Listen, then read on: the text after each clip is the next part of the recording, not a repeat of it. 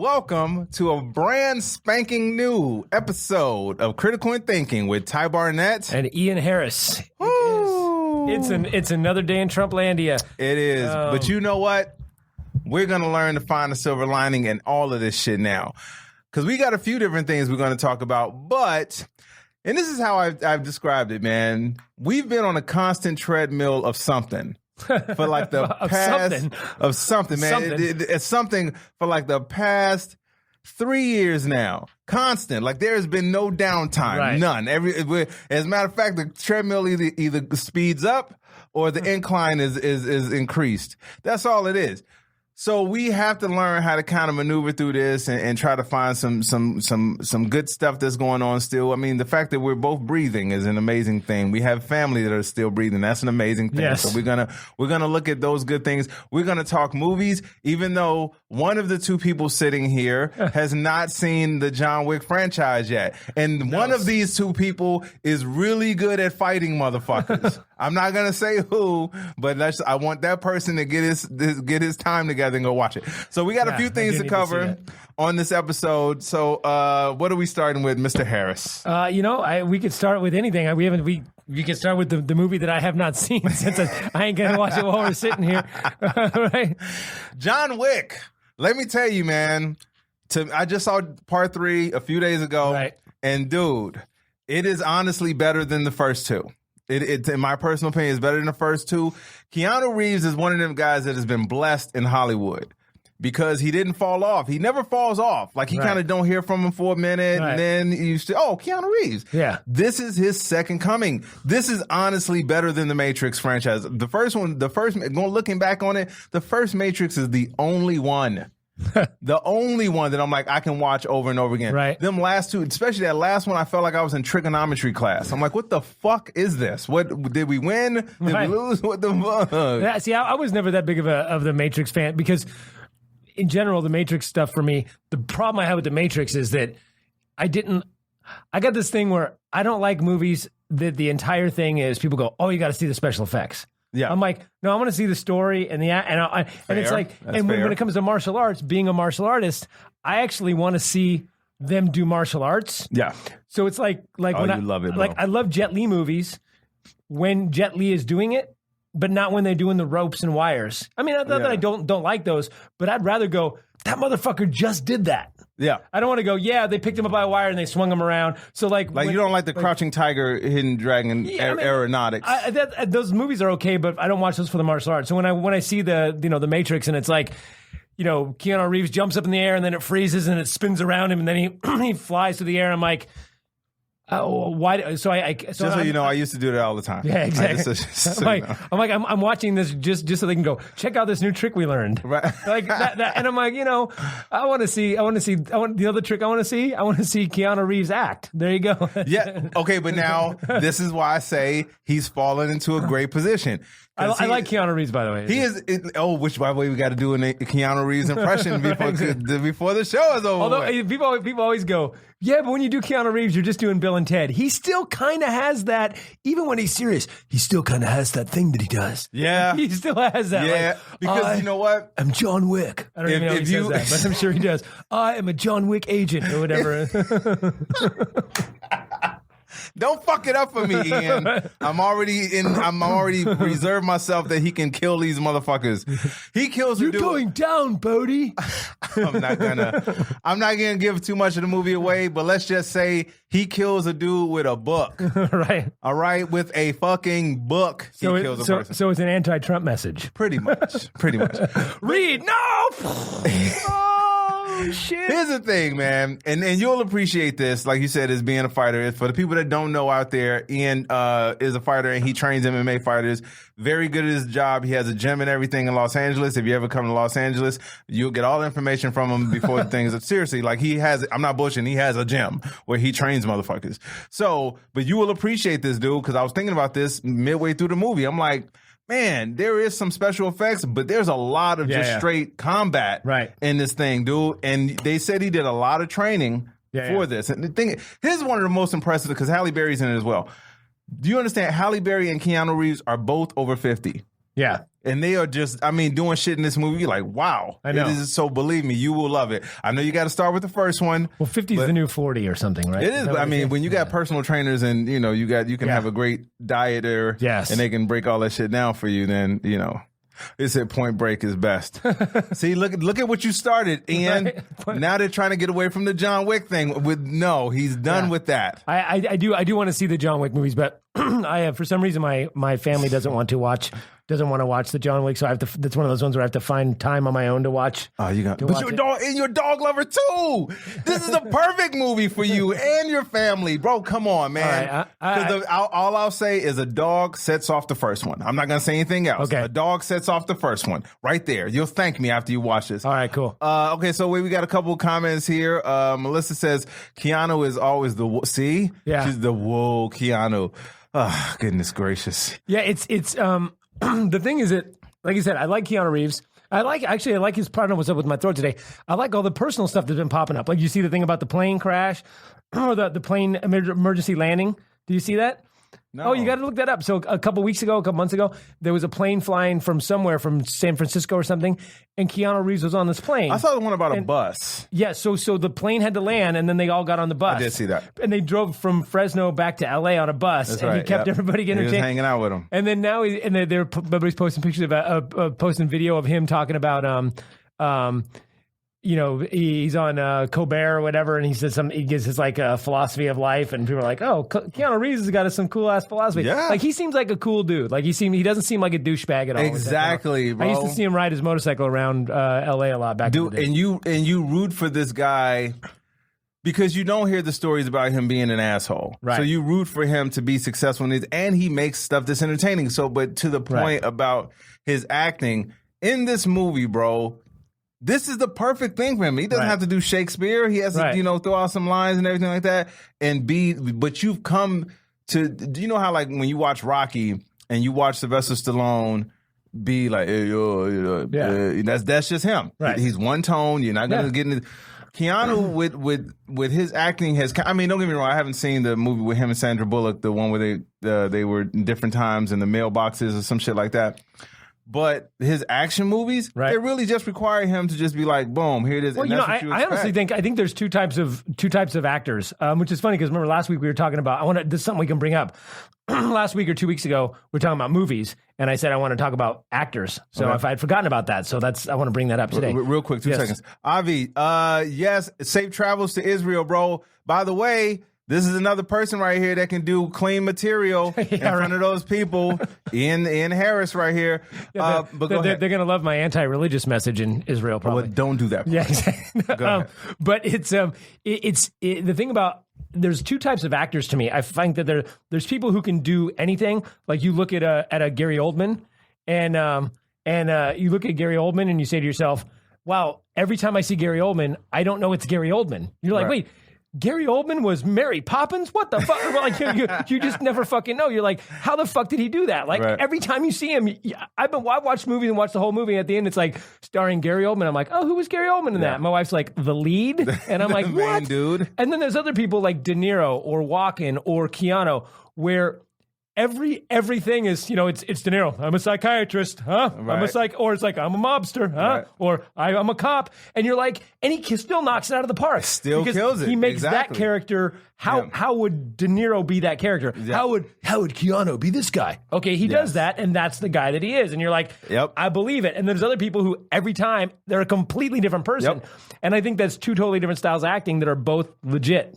Exactly, but that's what I'm saying, and that's why I know we give him shit with the catchphrase and stuff like that. But he is one of those actors, bro, that he's carved out that niche to where he can be. We want to see this dude, right? And so you're absolutely right. And he doesn't have to act much because he tells you every time what he is. Yeah. I am an FBI agent. I am a teenager. Okay, cool.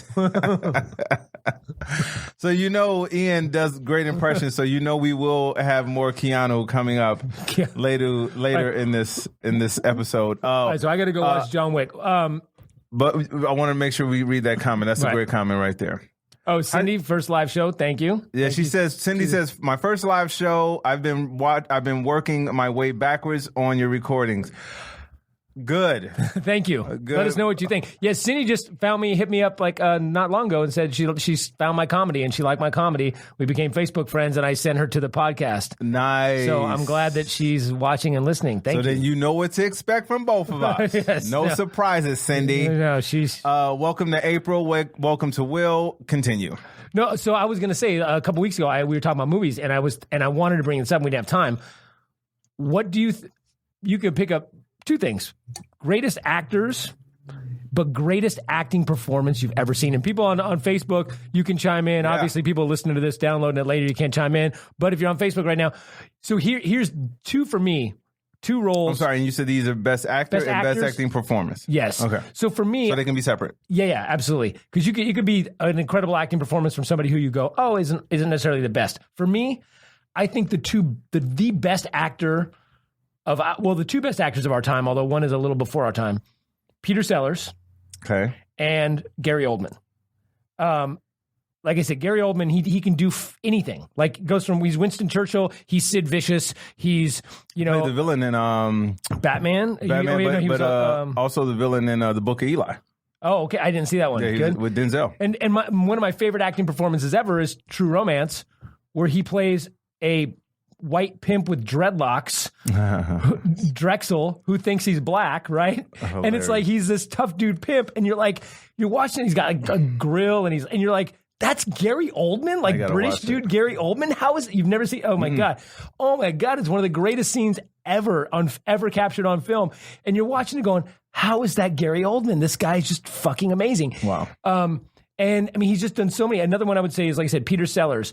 If you watch Dr. Strangelove, Peter Sellers plays 3 parts in that film. He plays the president, he plays Dr. Strangelove, and he plays Mandrake, the British officer. And he plays all 3 of them, and you're watching it, and you don't even realize half the time that it's the same guy playing the 3 main roles in this fucking movie. It's amazing. And it's just... But it's comedy. Oh, no. It's comedy, but it's... You've never seen Dr. Strangelove? No. Okay, it's a Stanley Kubrick movie.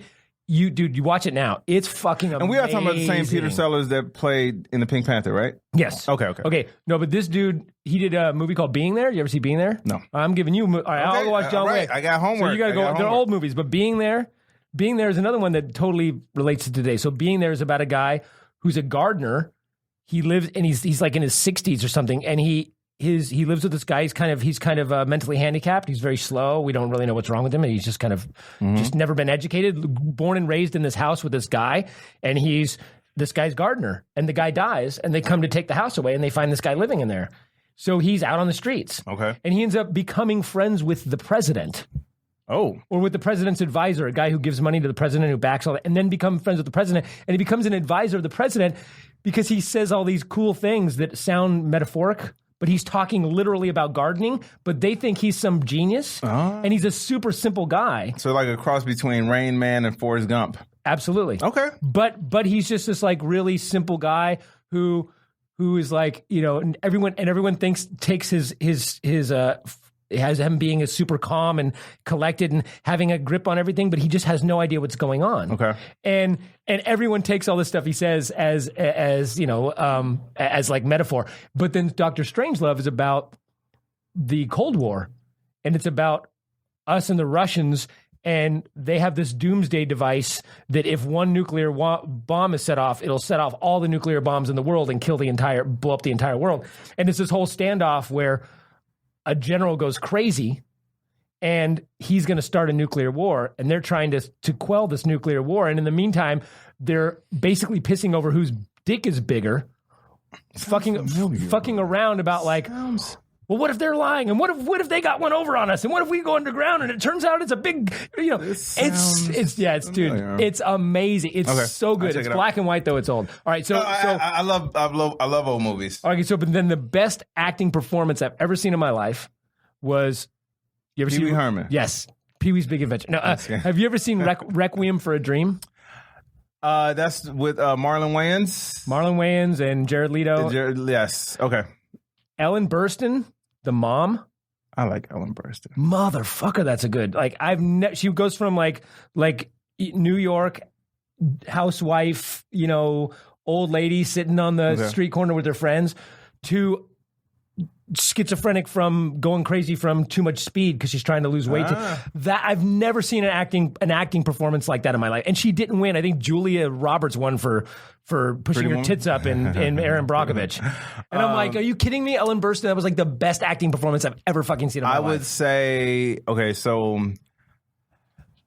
a body of work over time, because also Denzel to me comes to mind when it comes to people who have kind of carved out their niche in where they are. Yeah. So mine is going to be the same, I guess. So Denzel Washington won because Denzel is one of those actors to where you're like, if you had to think, man, what was a terrible Denzel movie? It would be hard for you to find a terrible Denzel movie. And when I say terrible, I mean like everything from the production to the script to everything. You'd be hard pressed to find that. But what I also like is that this dude chooses material that when he gets into it, you're like, whoa. So at first, it's so funny I'm saying this right now because when I started talking about what I was just about to say, I was going to say Malcolm X. That's what I was going to say. It's going to be one of the greatest performances. But now I'm going to say The Hurricane. The Hurricane where he played the boxer. Right. And man, when I tell you, bro, I cry every single time I see that movie because I had never heard of the story until I saw the movie. So I'm watching this and then you see him playing this guy that cannot, you're in a corrupt system, bro. You're in a corrupt system, but you see him trying to hold on to his dignity, trying to hold on to his faith, trying to hold on to this belief that he's going to get out. He gets this hope from the Canadian people that are trying to break him out, and then he realizes the system is just corrupt and they're trying to keep him in there. And he gives this speech. To the judge right before they give the verdict of whether he's going to get released. And the people think he's going to go off on him and everything. And he says, no, I just have to say this. He says, I was trained to use my hands to beat a man down. I was trained to do that. He said, then I got put into this system and it forced me to use other ways to do it. He said, all I'm asking for is a fair chance. That's all I'm asking for. But I mean, his thing. But when I'm watching this performance, bro, it's silence because you looking at him like, because you don't know at the time, you don't know how this is gonna play. I mean, you know the story, but watching him, and I always get amazed by courtroom scenes where they give the little whole speech of everything. But watching him tell this dude's story to where you believed it was Denzel, right? That to me, and I'm telling you, every single time the judge says he gives him the verdict, I'm like, let's step outside for a second. So I'm going to give a shout out to Denzel. I mean, he's just amazing, bro. Did you ever see, I don't know, it didn't get a lot. Maybe at the time it did, but I don't remember. I remember watching it when I was in like high school. It was before I knew who Denzel Washington was. It might have been his first major movie. But in the 80s, he did a movie called Cry Freedom. No, but I've heard of it. I've never seen it. I mean, so I was already a fan of Stephen Biko at the time. So I was big into like, I've always been really big into like human rights, civil rights, that sort of stuff. So I was really into reading books about that sort of stuff. So I was already familiar with Stephen Biko as the character he played, which is a South African freedom fighter guy, basically kind of the South African version of like a Martin Luther King or something like that. And so it's him and Kevin Kline. And Kevin Kline is based on a true story about Stephen Biko. And I can't remember Kevin Kline's character's name, but he wrote, he got banned in South Africa for being friends with Stephen Biko, who was a black guy who was a civil rights activist, basically.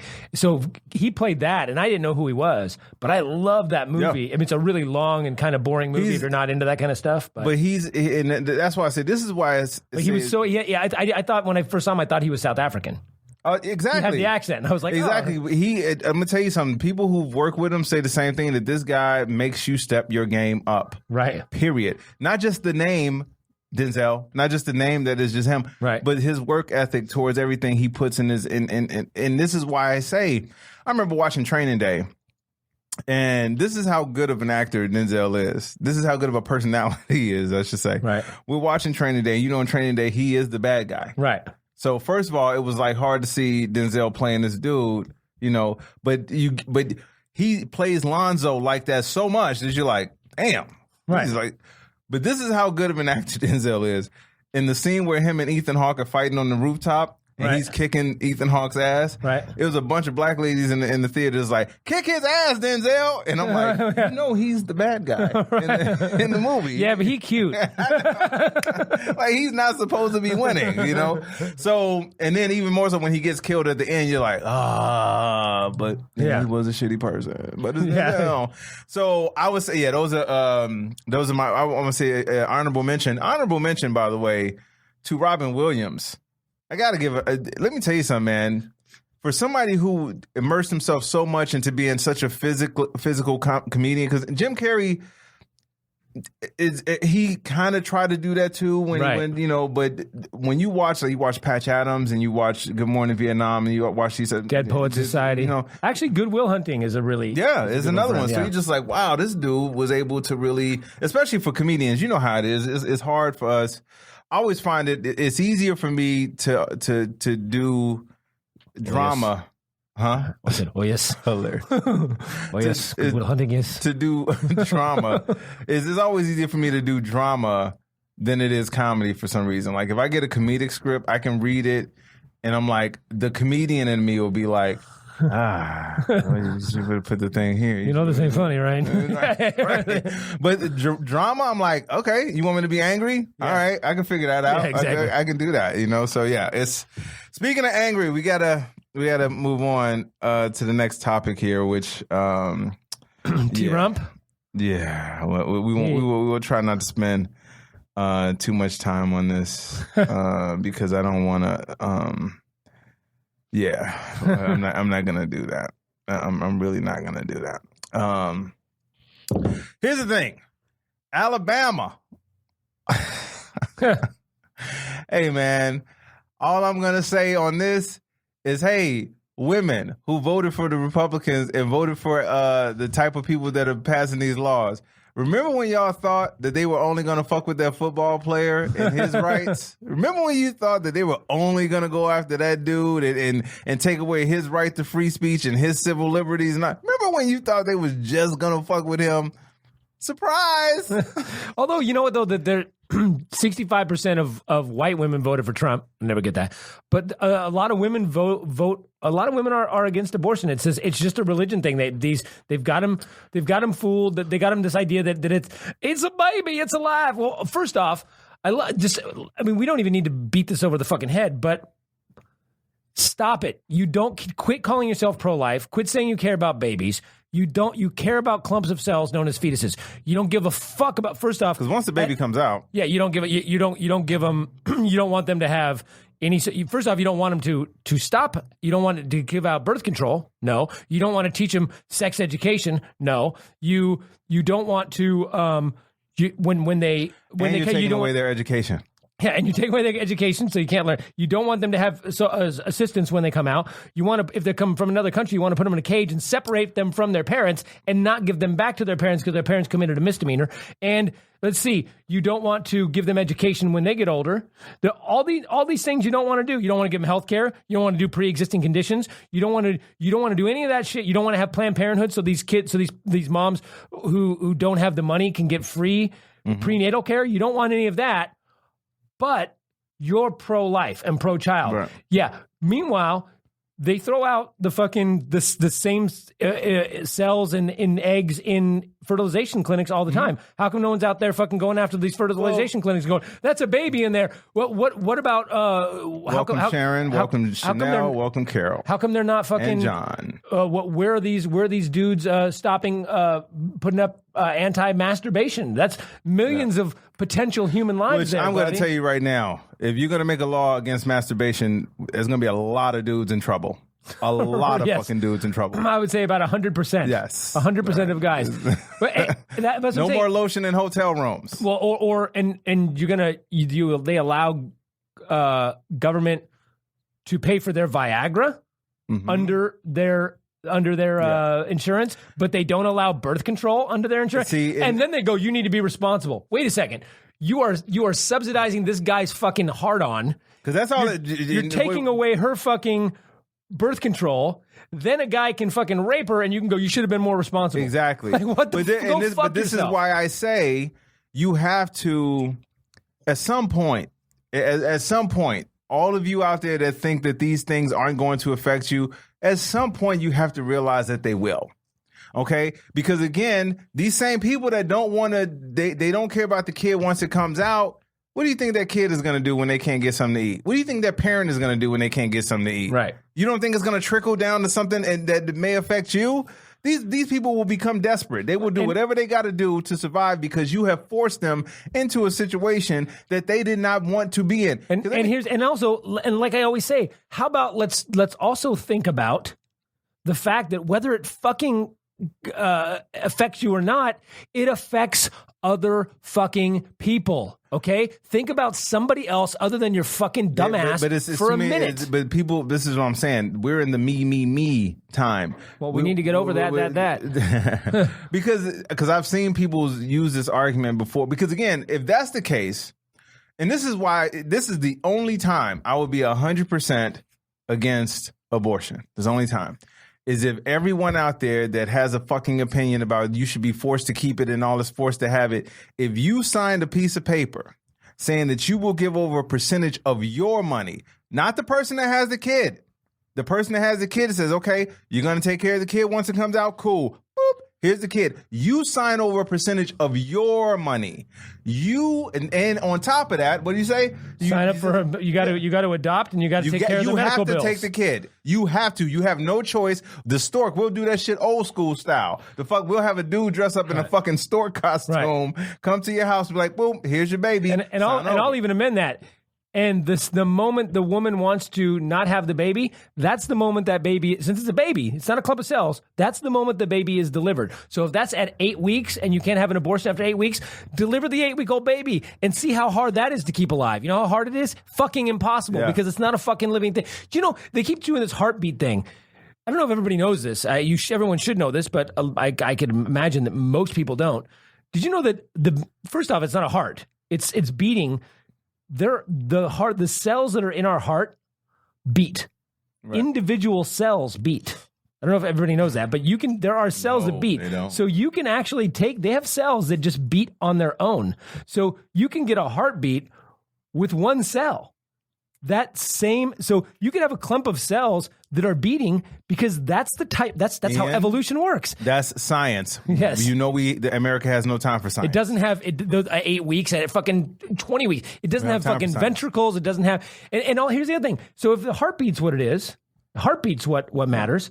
By the way, if you're just joining us, this is why it's called critical and thinking. You hear what he just broke down for you guys? Critical and fucking thinking. Continue, sir. But they don't seem to care about the heartbeat of kids in schools who get shot. No, not at all. They could keep less than that. And what they do care. Yeah, thoughts and prayers. Thoughts and prayers to the fetus. Take it out at 8 weeks. Give it to that guy to adoption. You keep it. You keep those cells alive. You put those little tiny clump of cells that are microscopic. Hope it works out. And what about? I thought it was.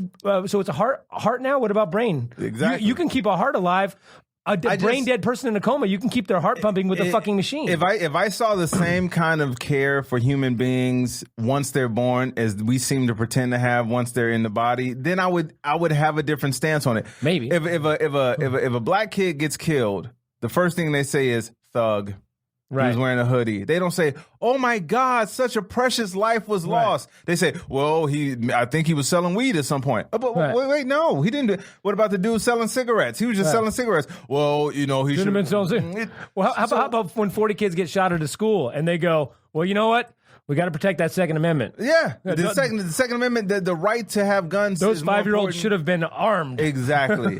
So to me, I just have more of a problem with the hypocrisy of the people caring about these children because, again, right now, there are thousands of kids locked up in America right now that may never see their parents ever again.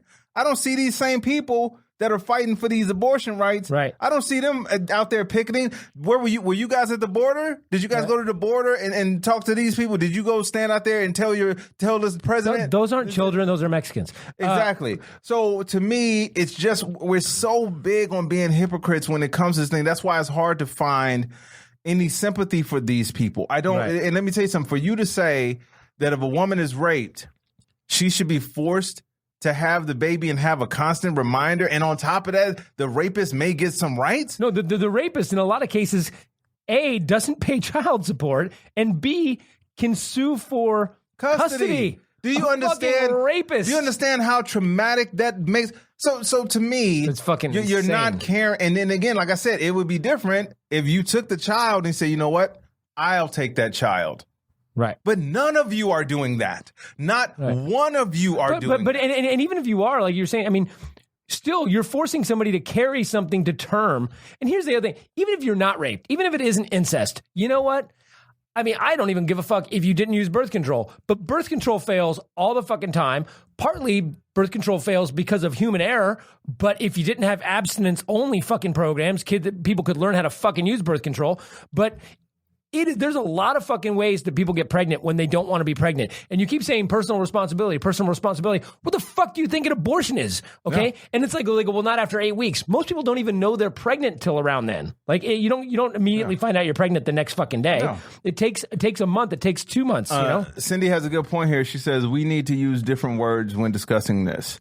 It's not a baby or child until born. That's one of the most. Well, we call it a fetus when it's small. We call it a blastocyst, but they don't. But that's what I'm saying. The level of concern that goes up for this unborn child, right, is amazing that you have none of that for the born child. Once the kid is born, I'm like, are you kidding me? Right now, there's a lunch lady that lost her job because she fed a kid they couldn't afford it. The school didn't say, look at you, good on you, ma'am. Right. Thank you for caring about these kids. They said, you know how much it was? Out of here. $8. So you're trying to tell me that all of a sudden you care about a kid that isn't even born, but once the kid comes out, you fire the person that wants to feed them because they can have $8?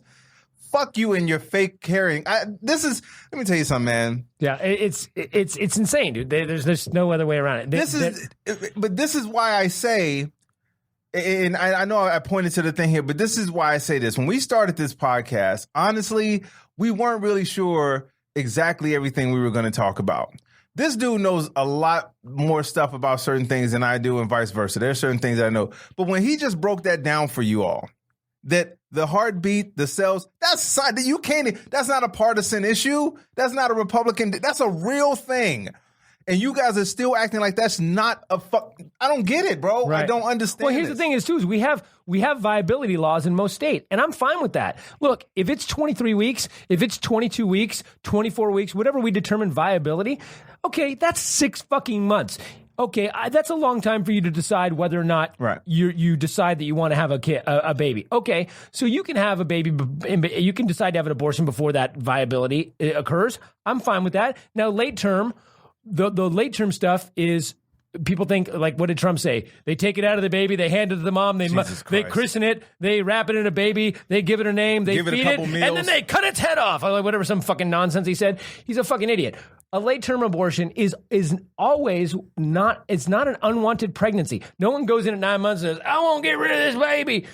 They're going to have a baby and something goes wrong and the mom is going to die or there's some sort of issue and they have to choose which life. So they're either going to kill a woman who's 20, 30, 40 years old, or they're going to get rid of this baby. At that point, maybe it is killing it because it's late. It's 8 months or however long it's been in there.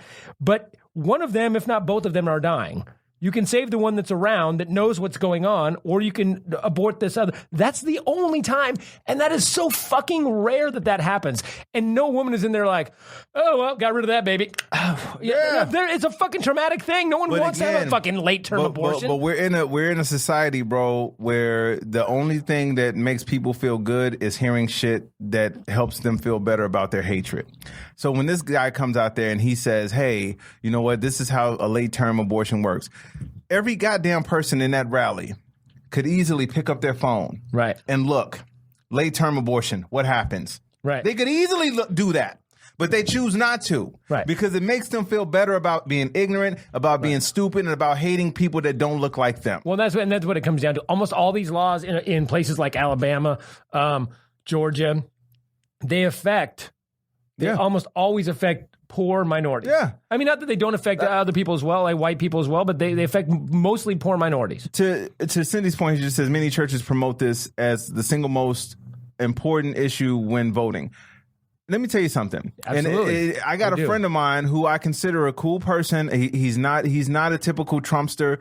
He is not. He is actually a good person. He's a decent person. But he told me, Cindy, I told you about my friend Dan. He specifically voted for this monster because he said that he was against abortion. Right. Now, I showed him a clip of this dude saying that he's very pro-choice from 1999. Right. Yeah. His own words, video, and everything. So when I said this to my friend, he's like, well, that's just what he was running on. I said, but he's a known liar.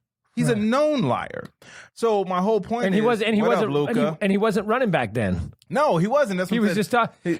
It's like here's how I imagine with Trump. So are you pro-abortion? I don't know if I've called myself a pro. What's the meme that said the abortion bill just came out, sir, we need you to sign? He says, I thought I already took care of that. Yeah, I thought Cohen took care of that for me. But here's my thing, and in all seriousness, in all seriousness about this issue about how we treat people, you can't pretend to care about the unborn child and then treat the born child like shit. Right. That makes no sense. Why would you bring a life into this world? And I'm going to tell you guys my personal stance on this.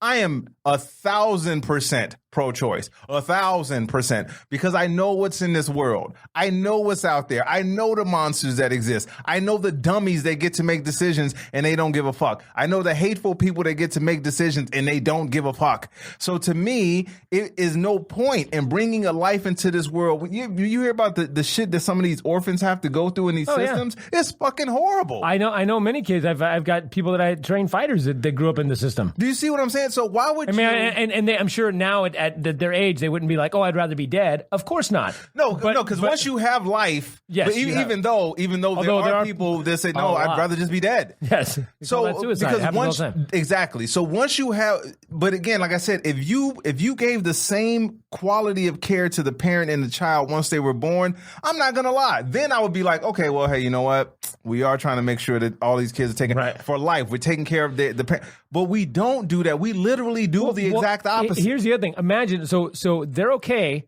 with an 11-year-old or a 12-year-old or 13, 14, whatever, all the way up to, I don't care, but let's say underage.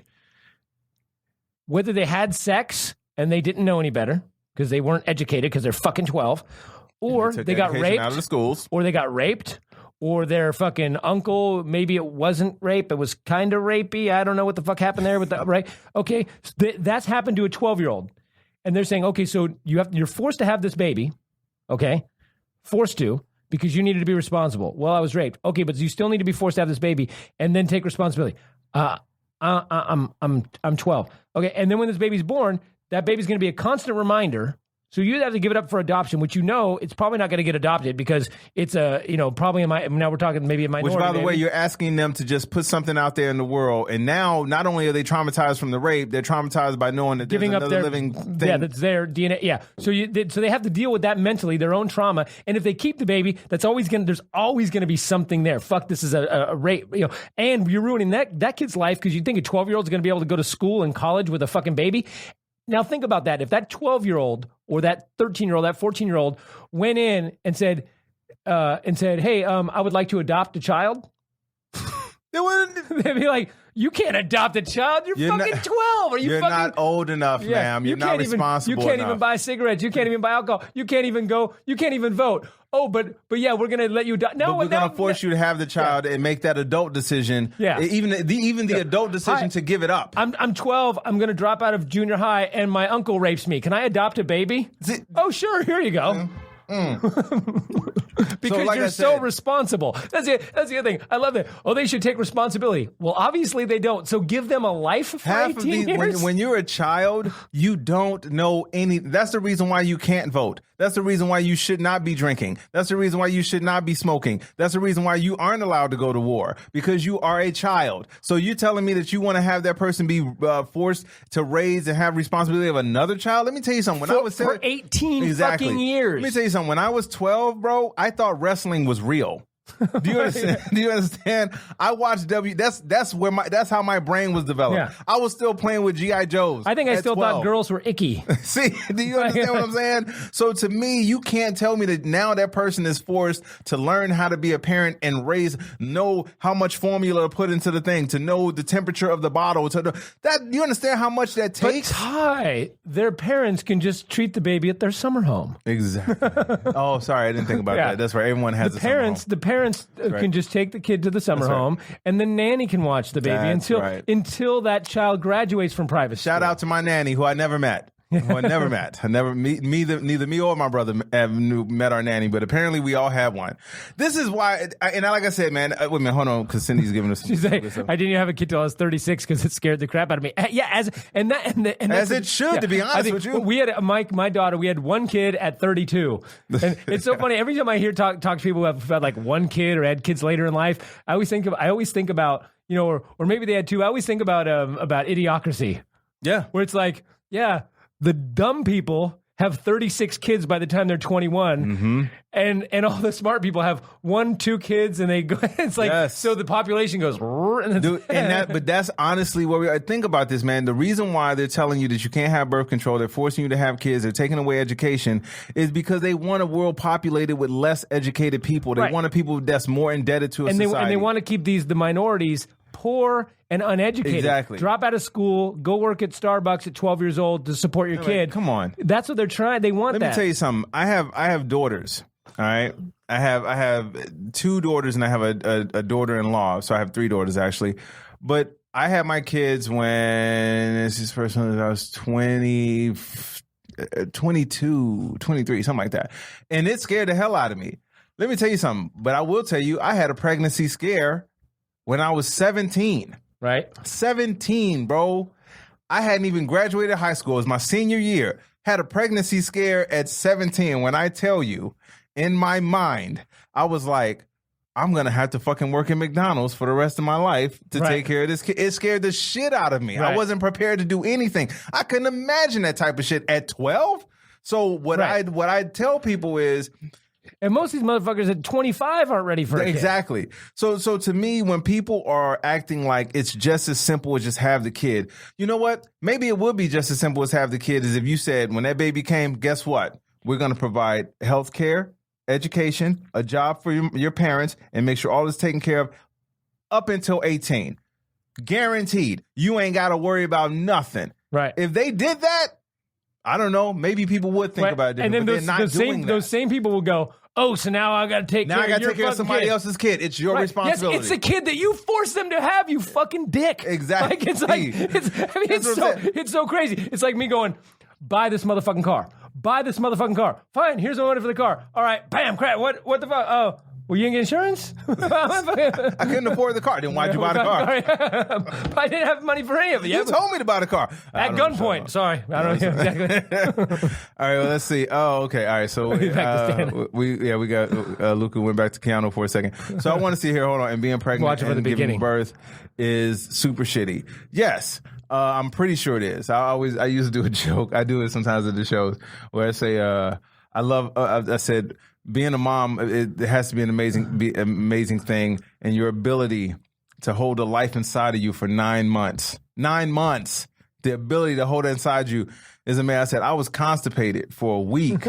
And it was rough. So, but of course I'm making jokes about it. But in all seriousness, I'm not trying to diminish the idea of having a life inside you, but I'm more so thinking about what's going to happen down the road with this life. Right. What's the point of bringing someone into a world that it can't be taken care of in? Right. Why give it? Why even put it in a system where people don't care? Again, you got kids right now in cages, and people that don't give a fuck about them are in charge of them. Tell me how that works. Tell me how that's a good life for them as the child. Well, tell me that's not traumatizing for them. And I hate making this. I don't think it's 100%. I know people on the liberal left side will say this is just the war against women. There's totally some of that. There's a lot of people out there that just fucking hate women, and but a lot of them it's not about that. Maybe they don't know it's about that. Maybe it is subconsciously. A lot of them just have been tricked by the church or whatever. That it's a human life, and they've got that in their fucking head. It's murder, but they don't care about any other murder. But it's murder. If a priest is fucking one of them, it's like, yeah, it's okay. Yeah, well, it's okay. The priest can fuck that one. But here's the thing: if men could get pregnant, abortions would be paid for and available at McDonald's. They'd be like, would you like fries with that abortion, sir? Yeah, you know what? Can I get a McFlurry and and an abortion? Sir, you're 9 months pregnant. Yeah, but you know what? Can we let this slide? Then make that 2 McFlurries. Yeah, all right. Yeah, exactly. Slide your extra 20. Yeah, exactly. Yeah, I mean, please, let's be fucking serious. We have to, you can't, like I said, you can't do both. I always say like you can't do both and still feel like you're helping the situation. You can't tell somebody that they're forced to have this kid and then not provide for the kid and say, well, it's not your job to pay for the kid because it's not your responsibility. If it's not your responsibility, it's not your opinion to give. It's not. Right. That doesn't make any sense. That's like me seeing a business across the street and I say, hey, you know what? Get rid of this. Get rid of this. Take this off the menu. Take that off of the thing here. I don't want this. I don't like these customers here. Get rid of these customers. Bring these customers in. They're like, who the fuck are you? I'm just somebody that's seen your restaurant. I just want to come over and tell you, you know, these are the things that I want. That person would call the fucking cops on me because it's none of my business what they're doing in their business. Right. So, well, see, but we have to remember, and I'm not giving credence to it at all. But the thing is that we all forget about is we have to remember that they think this clump of cells at 1 day old, they think that the second the stick is fucking pink or there's a little positive or whatever it is, they think the second that happens, that's a life, a human life. So they see that theoretically as the same as me and you. So although by the way, God is the biggest abortion master of all time. If you think about it, God, a lot more miscarriages than there are abortions. Or as I call them, God's abortion. But they think that's the same thing. So when we're discussing with them, oh, it's a woman's body, we have to remember they are not smart and they don't understand science. So they don't see that they don't think that it's a woman's body. They think it's a separate, so they see it as me killing you. So we can't really argue these points when they are not even on the same fucking, they're on a completely different fucking ballpark. And but I think that's why some of these people that are in office thrive, because they know all they have to do is keep those people ignorant or believing in that type of thing. Right, that's what religion is. And they'll continue to do that as opposed to, I mean, and I just want to be clear on this when it comes to the religion thing. And this is, people know this, Ian knows this, like, I don't go to church. I'm not a church goer, but I have faith. I believe in something. I believe that there is I believe in energy. I believe in stuff like that. But I am not one of those people that's a Bible thumper like that. So my whole point to this is that I'm not clowning people who have faith. Believe in something. Believe in something, because that might be the difference between you continuing to push forward and giving the fuck up. I'm not doubting that. But when you are telling me that these types of things, a book that you don't know about, a book that's been written, rewritten, and then there's stuff in the book that honestly you can see it and it doesn't make sense to what's in the book, don't tell me that you're making critical decisions about life right now based off of that because you don't want to look at the science part of it. There's no fucking way. If you get shot, and someone says, well, let's take you to the hospital. You got two choices, hospital or thoughts and prayers. No one's going to choose fucking thoughts and prayers. They're going to go to the hospital, get the medical help. But here's the thing is half those people after the medical help, they go, thanks God. Do you see what I'm saying? So you can't do both. All I'm saying to you is. I want someone to stand there when they say thanks God, have the doctor go, take them stitches out, put that bullet back in. Put the bullet back in. Thank you, doctor. Put the bullet back in. Thank you, doctor. Thank you. What school did you go to? But this is why I say we have to. This is why church and state needs to stay separated. The fact that people are putting these two together, you can't make these types of decisions based off of that type of stuff. Because if that's the case, honestly, to go back to the thing I said about the business, if that's the case, every homeless person will go to that business and be like, you're supposed to feed me. Yeah. The Bible says it. And they'd be like, what? Right. Well, and here's the thing is I don't have a problem if you're against abortion and you want to go out there and protest and block me from getting into the abortion clinic and I get to kick you in the nuts on the way in, that's fine. Let's do it. But here's the thing. Don't legislate it. My point has always been this. Even if you are pro-life, I know a lot of people that are pro-choice. most people I know are very anti-abortion. I know people that aren't anti-abortion. I know people that are pro-abortion. I know people that are pro-choice and anti-abortion, right? You can be against abortion. You don't want people to have abortions. You don't like abortions. And you can still respect other people's rights to have it. But there is a thing in this country, and I know people argue with me about this, but sometimes we have to vote against our personal interests for the greater good. And this is one of those cases. Look, you believe life begins at conception. Cool. You believe life begins at 8 weeks. Cool. Have that belief. Don't have a fucking abortion. Go and school me and show me why life begins at 8 weeks. We can have it out. We can have a fucking knockdown, drag out, fight about it, whatever. That's fine. But also be responsible enough as an American citizen to realize that other people don't share your religious belief because your position... And they don't have to. Right, and your position is based on religion. There's no science that says life begins at conception. Honestly, if you look at the Bible, it says life begins with the first breath, which would mean birth. But let's forget... That's why they slap the kid when it comes out. Well, that's what it says. Life begins at the first breath. Actually, there's a whole bunch of times in the Bible talking about God ripping in and taking the baby out of the woman's womb and tearing open her stomach. So God, in the Bible, performs abortions. But my point is that we as a society go, look, I'm against it. I believe it begins at conception. But I know you don't, and I know you believe in science. Right. So since I don't want you to be to be able to tell me what I can think and what I can do, I'm going to do the same for you, and I'm going to vote pro-choice, but I'm going to be out there pounding the pavement for pro-life. That is cool. But that's what I'm saying is that like you.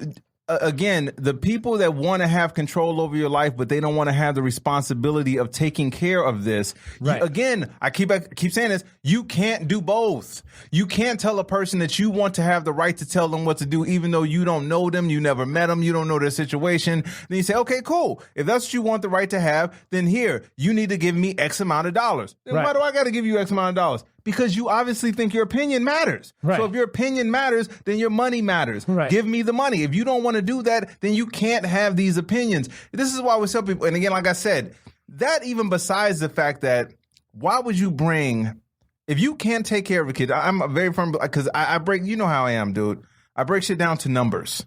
Do the numbers make sense or not? Right. That's it. That's all I care about. Do the numbers make sense or not? If the numbers don't make sense, and you can't do it, because let me tell you what it takes to take care of a child. I am in my 40s. We are both in our 40s. We both had kids. Unless there's Hollywood out there, then I'm 27. Yeah, exactly. Yes. Sorry, I'm 28. But I play 27 to 40. I could play in that range if I shave. But but what it takes to raise a kid. Because I always used to worry about this. I always tell people when I first became a father, I was like, man, I was worried about the finances. I was worried about the financial aspect of raising a kid. And then I realized the finances is very much a part of it. But the other part is raising that kid with knowledge, raising that kid with some sense of morals, raising that kid with some sense of responsibility, raising that kid and having a unit to where they have a foundation of stuff. And that all takes a certain person. If you don't have any of that, you can't teach the kid. Right. So if you have a kid just to say, well, I'm going to have a kid, but you're on drugs. Right. How are you going to raise a kid? Yeah, you don't have an education. You don't have any morality. You don't have any ethics. You don't have a base of world knowledge that you're going to teach this kid. That's what I'm saying. What kind of life are you giving that kid? This is the way I stack my blocks. That's what I'm saying. So to me, people, it's so much more that goes into it. So when they're just telling people, nope, you just got to have a kid. Okay, then you got to do something. You got to do one or the other. You either got to let them not have the kid because they're not prepared to have the kid, or when they have the kid, you have to be responsible for making sure that this kid is taken care of properly. You can't just say once the kid is here, whew, okay, I done my part. Right. You can't do that, because that now you're doing a disservice. If you think the abortion is doing a disservice to the fetus, you're doing a disservice to the child once you just walk away. This is what you guys are not understanding. Well, and the thing is that anybody out there remember what it was like before they were born? No, because you don't have consciousness yet. No, you don't even really remember anything. I'm not that you're not conscious when you're born or when you're one. I don't even know. Dude, I don't even know when consciousness exactly starts. But I know for a fucking fact it's not starting before 23 fucking weeks in utero. I've seen old baby pictures of mine, and I don't remember that. Yeah. So I could not remember. You don't actually form. Most people don't form memories till 3 or 4, like long-term memories. Some people will say they have some at 2. I think that they're probably memories of people talking about when they were 2, but most memories start forming after 3. Yeah. And not to say that you can kill a 1-year-old and go, he ain't gonna remember this. No. But my point is that you're worried about this, what, it's a potential life. So maybe, so what? It could be a potential murder. We don't fucking know anything about it. If the person's not ready to have a baby and it's fucking 10 weeks in the uterus, it's 12 weeks in the uterus, you're not causing any pain. There's nothing that's going to happen. It's a done deal. It's just fucking, it's a silly fucking argument. It's just, you have to understand that once the kid is in the world, it's so much more stuff that goes into that. Right. And if you don't have the tools to do it, let me tell you something. When being a young dad, I'm actually, at the time, I didn't see it as a blessing like that, but I'm glad I had my kids young because I don't have the patience now. Right. I don't. I really don't. And I'm like, man, I couldn't even imagine. Like, my shit would have to be so much more in order, right, to do it again. So, because I know how I am now. Right. Me at the time, I was just like, okay, well, I got to take care of my kids. This is what it is. So I had the energy to work 8+ hours and then try to start my stand-up career on the side. I had the energy to be there for them and make sure they got their food and rock them to sleep and get them dressed and everything like that, and go to work and get on stage. I had the energy then. I had a partner with me at the time that was like, okay, we're co-parenting and all that stuff. If you don't have that, what is the point?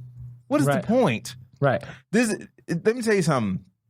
Ian's daughter is one of the smartest kids that I've met. Thank you. You know what I'm saying? But I see the energy that you put in that you and your wife put into raising your kid. Just like same thing with me and how I raise my kids. My kids have benefited from the life lessons that I've taught them and that their mom has taught them in some aspects. And your kids are grown and not fuck ups. You see what I'm saying? And that was fucking. To me, it was hard as fuck to make sure just stay on the straight and narrow path. And to even now, I hung out with my oldest the other day, and I still find myself talking to them and trying to give them life lessons. My youngest just turned 21. Same thing. I'm talking to them and trying to help them understand the world that we live in today. So what I'm trying to tell people is, just because you pop the kid out, that's not the end of the thing. That's not it. Yeah. It's so much more shit that goes with it. Okay, anyway, I think we got to get ready to move on to another topic. Luca's going to catch up when we're getting ready to wrap. Yeah, exactly. Up. He started at the beginning. That's okay. Okay, so... Cindy okay. Having another parent involved is huge. I can't imagine doing this alone. Yeah, absolutely. And imagine doing it alone at 13. Oh my God. I mean, and also dealing with whatever I'm not feeding the kid because you didn't let me play with the blocks. Right, exactly.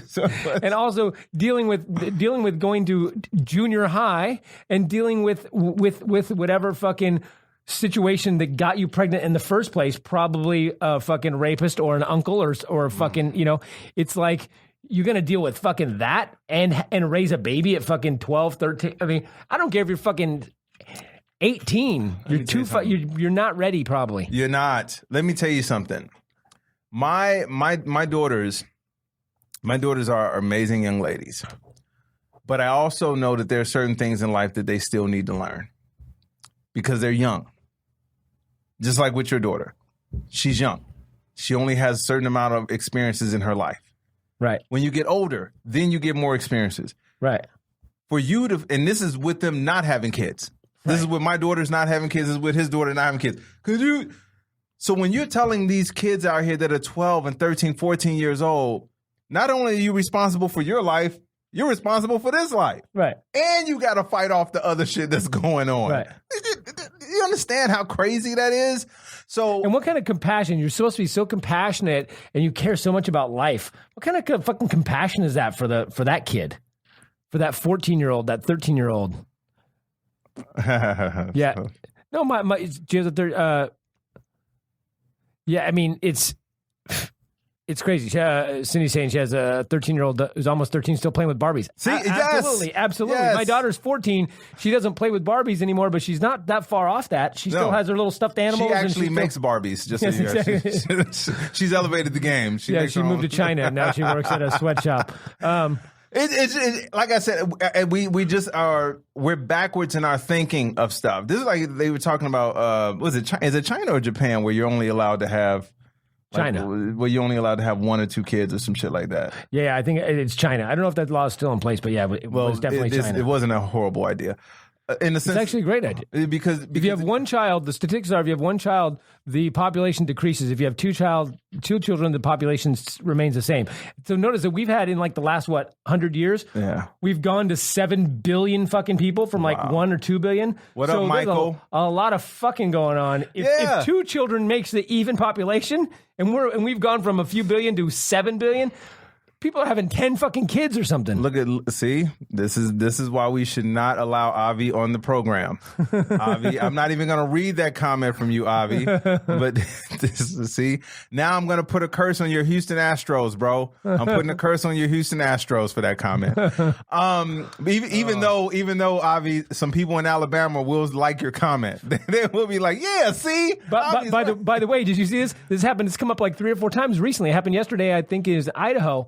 Or this last week in Idaho, they voted on whether or not to get rid of a ban on underage marriage, under 16. See, it is it's a domino effect. So here's the thing: they actually have on the law books that it's okay to get married at like 13 or 14, and they put up a law to get rid of that law. I mean, to get rid of that, and they shut it down. The Republicans voted to turn it down in all of these states. You see? So they're like, hey guys, we want to pass a law that says you can't get married at 13, and Republicans are like, no, we need to keep that up there.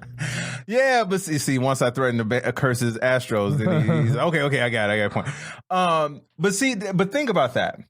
The fact that they were against this and say, okay, listen, all right, since you guys want to do this, let's go ahead and make it to where you can't get married underage. Well, why? What do you mean? Well, why? It's not a good thing to get married underage. Right. Why would you be against what? Yeah. See what I'm saying? So it doesn't make sense. But by the way, really quick, Lucas says he finally got to the abortion stuff. They find a molecule on Mars, and the headlines everywhere: life on Mars. But a 6-week-old baby is not life. No one's saying it's not living cells like that. I can't believe that you're being honest about this. That is the most fucking ridiculous thing I've ever heard. Yes, well, a spider's life, but do you have a problem killing a spider? Should you go to prison for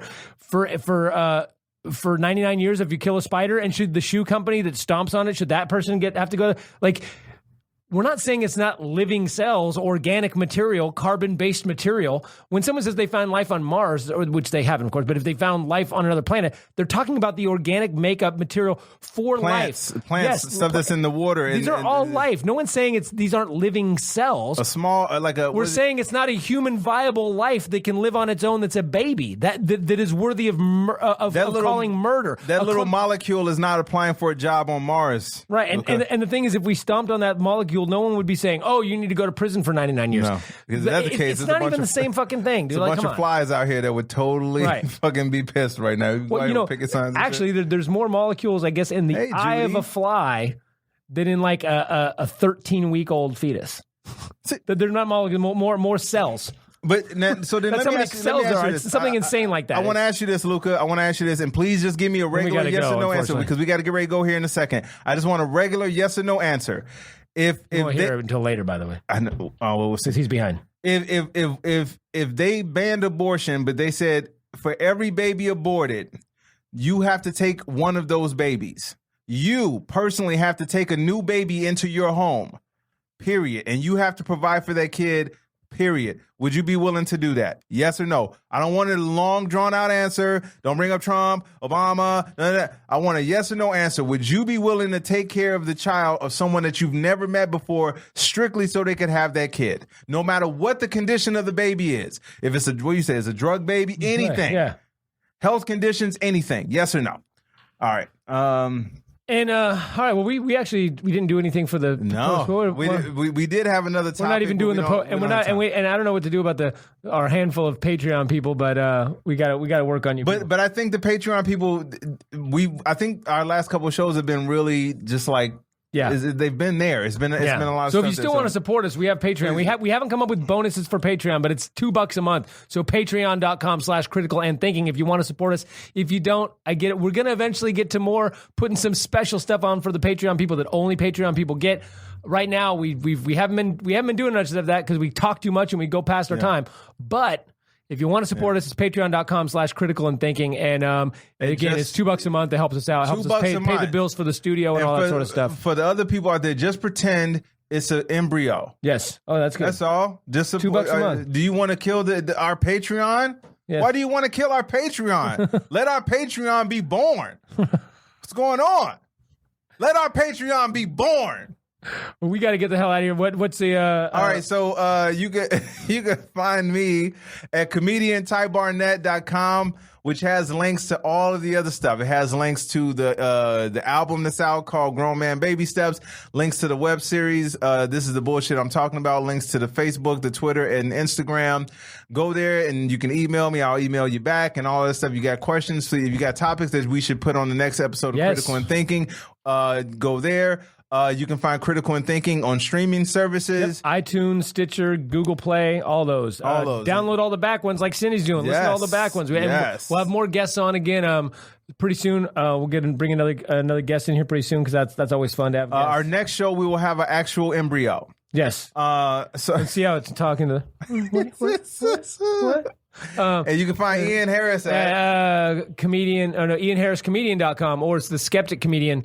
It's a comedian. I don't remember if it's comedian. Mediocre. Yeah. All my stuff is comediocre. But yeah. So just find us. Watch if you get a chance. Got a couple specials out. My Extraordinary still on iTunes and Amazon Prime and all that. Give it a watch.